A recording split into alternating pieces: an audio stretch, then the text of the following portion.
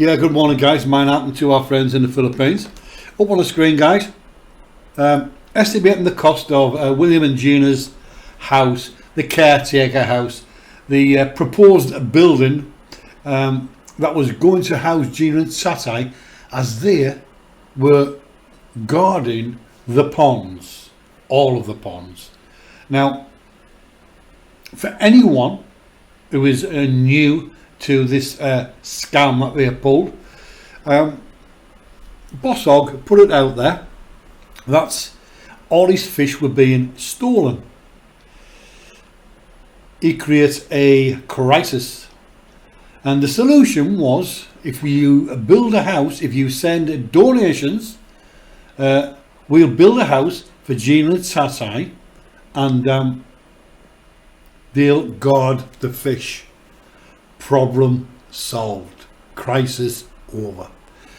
So in this video guys, what we're going to do is we're going to show you a few video clips and look at it from a different angle, because if the people who sent money, if the people who funded the building of this house knew the layout of the land at the Bosshog, they would think twice about sending any money.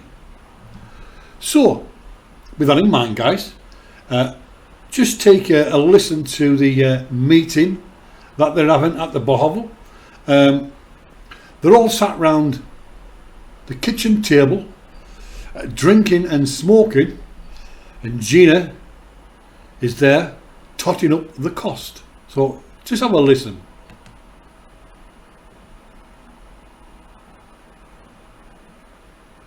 Hello everyone, welcome to Aforeigner Farming in the Philippines. Gina and Tatay are going over a materials list for their house and the cost. We were trying to get all this down on paper and get it figured out. What have you figured out so far, man? Now guys, one thing I have to say straight away is they are sat round the table, he says, trying to figure out the cost. And he asks her the question, what have you figured out so far? And she's about to explain the cost to him. Now, they've sat there, and what you will see later on in the video is how long they sat there for many hours trying to work out the cost. And they're working out the cost, but they have not got a budget. They have got no money for the build, but they can spend hours sat around the table working out how much it'll cost to build a house down by those ponds. Any normal person saves up, gets a mortgage, gets a house. Not these scumbag scammers from the Bosshog. They haven't got a pot to piss in, yet they're sitting there trying to work out an estimate. Bosshog behind the camera orchestrating everything. So let's move this clip a little bit further along guys, and listen to what they have to say. Further on to about the 12-minute, yeah. We'll see what Gina comes up with here. I just need to So we've got a lot of scribbling here. Yeah. That we're all tired. and we're tired of this. We came up with a number of 173,000, but there could be stuff that we didn't think of, remember. Yeah. I mean, we tried, but you can't think of everything. So probably the budget for this house is going to be about 200,000 pesos. That would be my guess. Yeah. Because there's always miscellaneous stuff, and that includes 2 months worth of labor for Tatay and Maricel, and one more. Yeah, maybe three is enough. I work for free. There you have it guys. Not only are they working out the cost, he estimates it at 200,000 pesos. He also says 2 months labour, Tatay and Nirio. So not only are they e-begging for a free house, they are e-begging for the labour costs, meaning Tatay will be paid for building his own house. He'll be getting a free house, not satisfied with that. He's not satisfied or grateful or appreciative of the fact that he's getting it for free. He wants paying to build his own house. They sat there for many hours. They're very tired, he says, trying to work this out.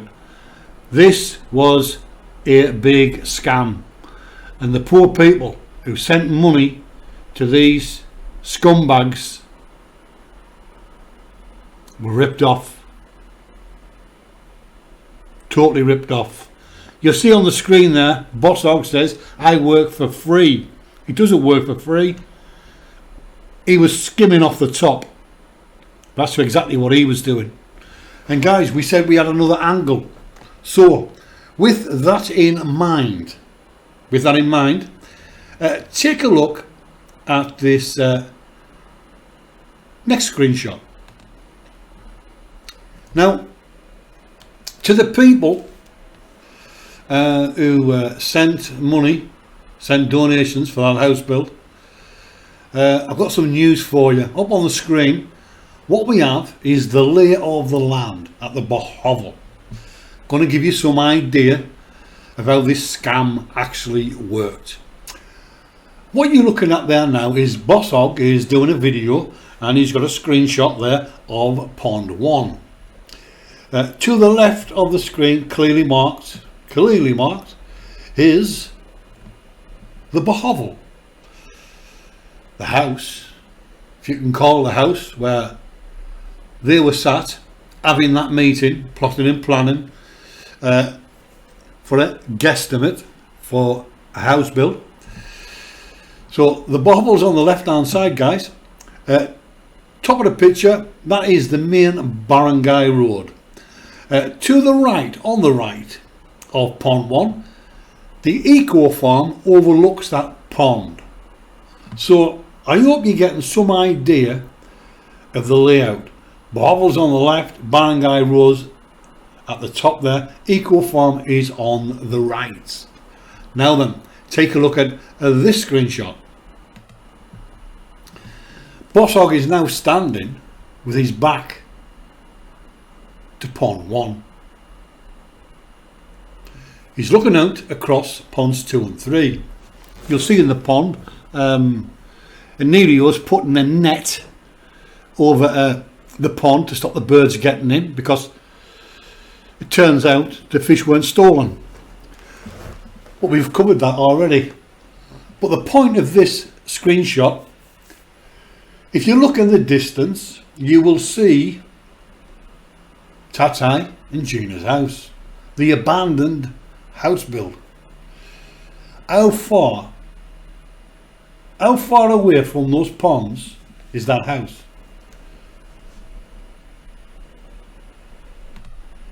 There's Pond 1, the Bosshog's here. Bosshog has his back to the camera, looking down. That's ponds 2 and 3, and way in the distance on the right hand side is the supposed caretaker house. Now, it has been suggested that it would have been cheaper to put a fence around those ponds, and I totally agree. That is a house, yes, of course it is, an unfinished house, but it's no good as a caretaker house because it's nowhere near Pond 1 or Pond 2. Just remember, there's no street lighting. It's pitch dark at night. They are too far away. That house has been built too far away from them ponds to be of any use whatsoever. So as we've said in the past, Bosshog comes with a problem. We have a crisis. Our fish are being stolen, and what we need is a caretaker house. There's the solution, and there is the result. The abandoned caretaker's house, right at the top of the screen. Too far away for anyone to watch you over ponds 1 and 2 in the dark. So there you have it, guys. An absolute scam, if there ever was one. Sat round that kitchen table trying to work out how much it will cost to build, sucking people in to send money for a house that is nowhere near the ponds. So all the money that was sent for that house built, and all the people who sent money, who donated, all that money's gone to waste, because that house will never be finished now. And I have a message for anyone who either sent money for that house or are thinking of sending donations to a foreigner farming in the Philippines. For 4 years he's tried and failed at everything, and the YouTube platform is for creators to celebrate their skills, their talents. This man has got no skills and he's got no talents. When you are successful, you do not need donations. You do not need to be begging for ballot buying boxes in cash, because if you're successful, your channel will generate money through AdSense. So after 4 years, a foreigner farming in the Philippines is still stood, and always will be stood, with his hand out looking for your cash. There will always be a cry for help coming from a foreigner farming in the Philippines. He's not a content creator. He's got no content on his channel. He's got nothing on his channel, no entertainment whatsoever. His channel is one thing and one thing only: a begging bowl. Every video that is uploaded, there is a suggestion, there is a seed sowing for you to think about. Oh, I better send him some money, help him out. Well, the next time you feel like that, think of this. It doesn't matter how much money you send to Brian Granville Smith of a foreigner farming in the Philippines channel, he'll never ever be a success. He'll never ever make a profit. He will always take your money. He will always ask for your money. If you want to sit and watch him, great. Whatever you do, do not send him money. He's a proven welfare case. He's a proven scammer and an e-beggar. And that area where the Bosshog is situated, he's not wanted there. The local people don't want him there. And it's people who are donating to his channel who are keeping him in the Philippines. If you've got deep pockets and endless supplies of cash, you're going to be needing it. You are going to be needing it if you are supporting this failure. He is a failure, and he always will be. a failure. Guys, think twice. No, think 3 times before you ever donate to this man, because he will always ask for donations. Watch his videos if you need be, and listen for the subtle hints. And then come to this channel and tell us we're lying. Point out anything you want. We will always prove that this man is an e-beggar and a downright scumbag. There are needy people in the Philippines, more deserving cases in the Philippines. What right has a foreigner got to be competing against the local population, to be using and abusing the local population, to be going round intimidating and bullying the local population?